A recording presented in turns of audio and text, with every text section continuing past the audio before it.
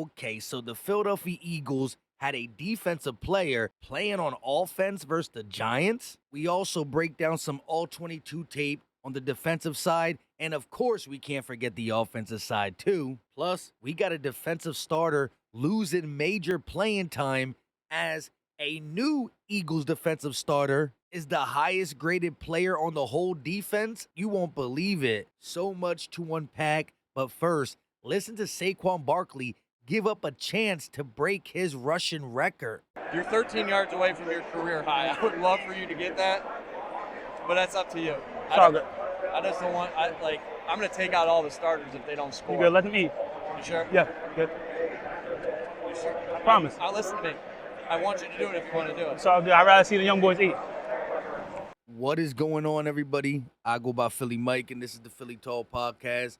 If you rock with the content, be sure to hit that like button, subscribe to the channel, and turn on that notification bell so you don't miss the videos. So as we all know, the Eagles destroyed the Giants 28-3. I like what I saw on offense and defense. First time we got to see both sides of the ball play to a high standard. But I do want to ask y'all to let me know in the comment section what side of the ball impressed you more. As we all know, the Eagles are the only team in the NFL with 0 points in the first quarter. But let me take it a step further. According to Dennis Selman, the Eagles continue to have, by far, the worst offense in the league for the first 2 drives of a game, and the second best over the rest of the game by EPA/drive. Here's the chart he showed to simulate just how bad the Eagles' first 2 drives are. Horizontal, meaning left to right, is how good teams are for their first 2 drives. The Ravens being number 1, Cardinals being 2. But look how far back the Eagles are from the pack of teams. Now, if you look vertical, this is the 3rd drive to the very end of the game. The only team in front of them is the Washington Commanders. So the Eagles offense starts playing football after the first 2 drives, which most likely they are coming after the first quarter or to end the first quarter, which don't make sense to me because they are our scripted plays. All week, the offensive coaching staff comes up with a game plan to go against their opponent's defense. Oh, I think we can run this on them. Oh, this has been killing them all year. Let's put this in the first couple plays, and none of our money-making plays work. Then we adjust, and we become the second best offense through 7 weeks? All I know is once the Eagles offense correct that, we're going to be even more deadly. However, I will say something that caught my eye was the Eagles going under center. In this game versus the Giants, they more than doubled any other game this season. Plus, they went old school. They used a fullback. Not just any fullback, but backup linebacker Ben Van Sumeren was the fullback, and he was hitting. Ben Van Sumeren, the backup linebacker, had an offset fullback.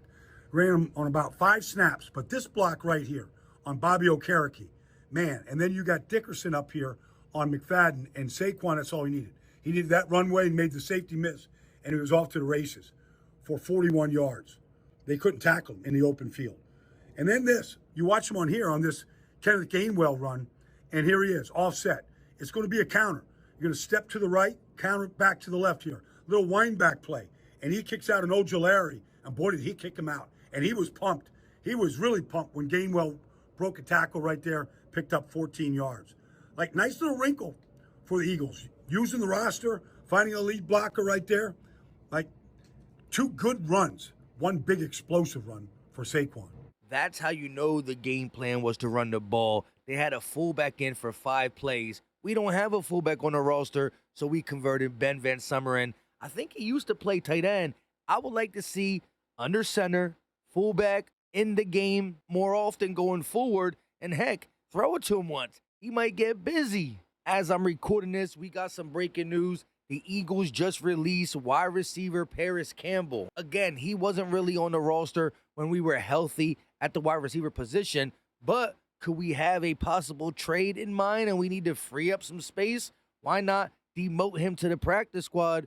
We'll see what happens with that news. Oh, and if you're interested in winning a free jersey, make sure you hit the like button or subscribe to the channel and put Saquon Barkley Russian champ in the comment section to be entered into the jersey giveaway that ends on October 25th. Any jersey you want. Moving on to the D tackle position, Jordan Davis continues to lose snaps. Now, Nick Sirianni said it was due to game flow, but check out the snap count. Interior defensive line, 46 snaps for Jalen Carter, 27 snaps for Milton Williams, 22 snaps for Moro Ajomo, 13 snaps for Thomas Booker, and 12 snaps for Jordan Davis. I know, we've seen backups come in the fourth quarter to play on offense and defense. However, Jordan Davis' snap count was low throughout the three quarters. Offensive starters played as well. That's why you see Milton and Ajomo in the 20s. Yeah, maybe Thomas Booker got some extra snaps due to the fact that it was a blowout win,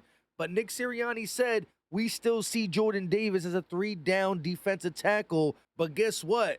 On obvious passing downs, he is losing snaps to Milton Williams first, and second, Moro Ajomo. They literally said on some third and longs, they like Ajomo better than Jordan Davis. Now, granted, we know he's getting better as a pass rusher. He's here as a true nose tackle to stop the run.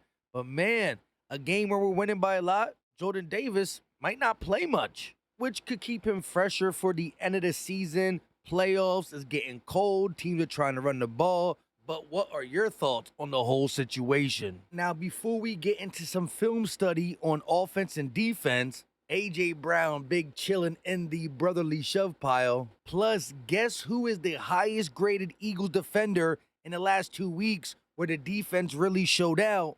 Let's hear a word from our sponsor, Manta Sleep.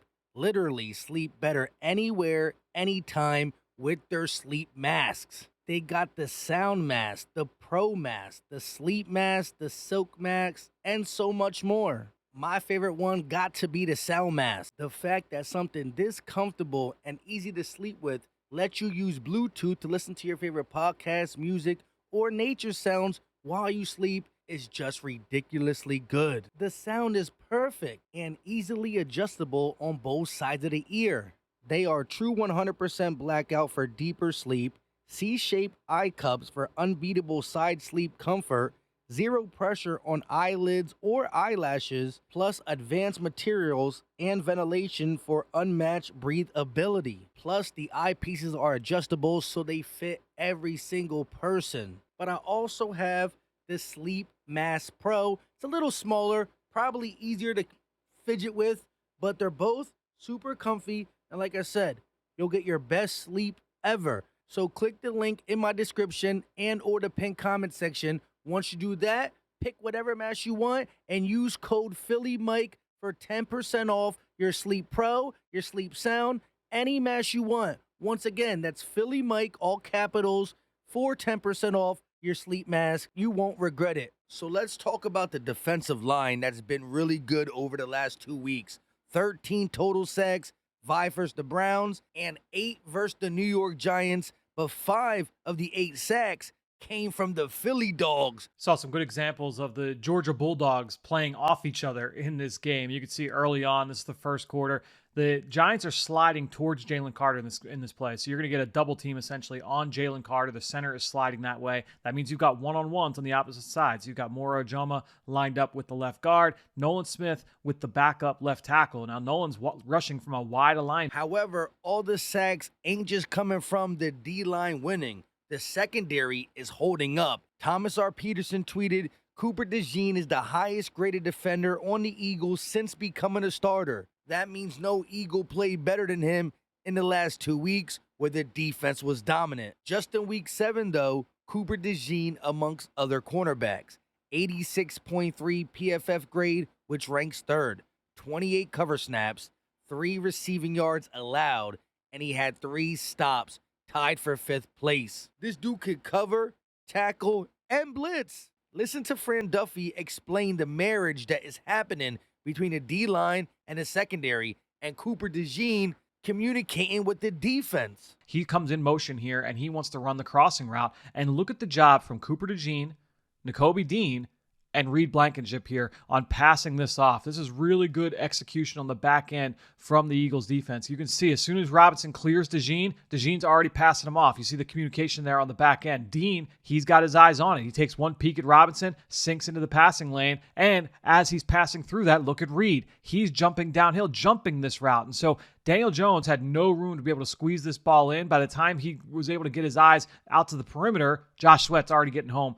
What happened? What was Daniel Jones looking at, and why did he not throw this football? Well, once again, you've got Wan'Dale Robinson coming in motion, but look at the job that Nakobe Dean and Cooper DeJean do of being tied to those little hitch routes. As soon as those receivers get into their break, look at both of the defenders also break down and get into the passing lanes, deter any throw, and that gives the rush time to be able to get home.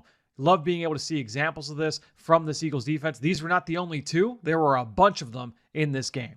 0 touchdowns and 13 sacks in 2 weeks. No matter how bad the offense is, you don't see that often in the NFL. Shout out to Philly Truther, who said, quick look at the Eagles defense through 7 weeks. Now, we do have some bad games in here, but listen. Yards allowed, 5th. Points allowed, 7th. Sacks, 7th. Red zone scoring percentage, 2nd. Third down conversion, 6th. Takeaways, 32nd.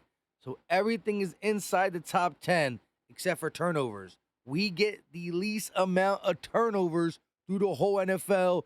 That's still got to change, but I like how the Eagles defense is shaping. Moving on to the offense, let's take a look at Jalen Hurts' best play and 2 of the biggest runs from Saquon. There was a lot. This is obviously Jalen Hurts' best throw of the afternoon. It's 4th and 3. You bring A.J. Brown in motion. Now, real quick, bring it back before the motion. Just the way the Giants line up, you can tell that this is going to be zone coverage. You've got the corner at the top of the screen lined up over the tight end. You don't have anybody matched up to the bunch formation at the bottom of the screen. So this automatically, right away, tells Jalen Hurts this is zone coverage. And just by the way that the shell is presenting itself, it looks like it's going to be quarters. And I'm sure the Eagles had some kind of a tell beforehand, just going in from a tendency standpoint, that they were going to get quarters from this look. And so the big thing here, to guarantee that you're going to have the one-on-one matchup for A.J. Brown in this situation, you want to make sure that you occupy that safety, because he's the only guy that can help Nick McLeod, the Giants' 4th corner, in this scenario. And so you have Grant Calcaterra working up the field. He has to get past this linebacker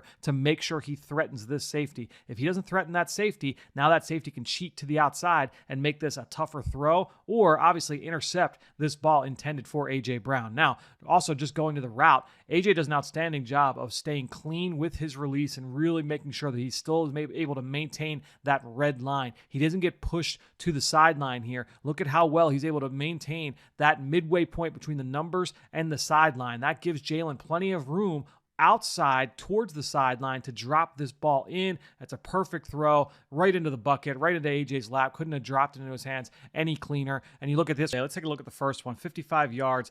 And the big thing that you're going to look at here is you've got 4 defenders making this box right here on the right side of your screen. These are the 4 guys that the Eagles have to block up. And now it's really just becomes all about angles and geometry at this point. Now, let's look at the play side defensive end. This is one of the toughest blocks here on the whole play. Fred Johnson has to try and get him inside at all costs. So whether he reaches him, tries and pulls outside and try and get him outside in, or from Fred Johnson. Now you got the defensive tackle, Dexter Lawrence. This is just going to be a pin down block from Landon Dickerson. That means you've got your double teams at the point of attack. You've got Landon Dickerson and Cam Jurgens working the play side D tackle. Then you've got Tyler Steen. And of course, you got to credit Saquon for having 176 yards in only 3 quarters and letting the young guys eat. He could have broke his record. A true team player. But you've seen what Fred Johnson did. You've seen what Tyler Steen did. And we heard from Landon Dickerson. He says that Jeff Stoutland treats everybody like they're the starter, puts everybody in certain situations. Other position groups, backups don't get much play, but O-linemen get treated like they're all starters. And so far, we've had Mekhi Becton go out, Lane Johnson go out, and guys coming in play just as good. You got to give credit to Stoutland for getting guys up and ready and making some key blocks in some big Saquon Barkley runs. Lastly, we'll talk about 2 frustrating throws from Jalen Hurts. I'm not saying he should have made it, because even Fran Duffy is kind of on edge, but listen how he breaks it down. The play before A.J. Brown's 41-yard touchdown, This is they run the same exact play. It's the same mesh concept where you've got Kenny Gainwell this time running the wheel route. That's the alert for quarterback Jalen Hurts, and he likes it. He's got the wheel route against the linebacker Micah McFadden. We talked last week on the show. This was a matchup I feel like you could take advantage of against this Giants defense. Now McFadden does a good job. You actually mind you get off the alert, and now this ball probably should go to Devontae Smith. You see, that's the first progression on this mesh route concept. Then you work the other mesh and the sit route over the middle of the ball. Jalen was just a little late getting off of that. Now you go to a little bit later and you get down to the red zone. It's the same play call from a different formation, different personnel grouping, but you've got the mesh with the wheel and you've got Saquon Barkley. Now, on this one, it looked like Jalen said, oh, you know what? It looks like it's going to be the same matchup. It's going to be Micah McFadden one-on-one with Saquon Barkley, and he's going to have to run out to the perimeter. But the Giants, they had this picked out. They said, you know what, we're not going to play man-to-man here. We're going to pass this off. And so the cornerback, Nick McLeod, he's actually going to fall off and try and take away this ball to Saquon Barkley. Now, this ball probably should have just been out flat, right with some pace, right to Saquon Barkley, almost at the pylon, lead him away from Nick McLeod. But that's not the throw that Jalen wanted to make. He got stuck. The shallow crosses on the mesh, they're taken away. Devontae Smith is taken up. They defended the mesh concepts in the middle well. Now Jalen rolls out of the pocket, and he's forced to throw this one away. With all that being said, let me know all your thoughts in the comment section. Put the muscle emoji if you got anything to say. 2-0 over the last 2 weeks. Let's get this winning streak going. Also, go get your Manta Sleep. There's a lot of different masks, I promise you. Just go on the website. Check it out. Click the link in the description. You won't regret it. Last but not least, make sure to enter the jersey giveaway by dropping in the comment section Saquon Barkley, Russian champ. But you also got to like and be subscribed. We out.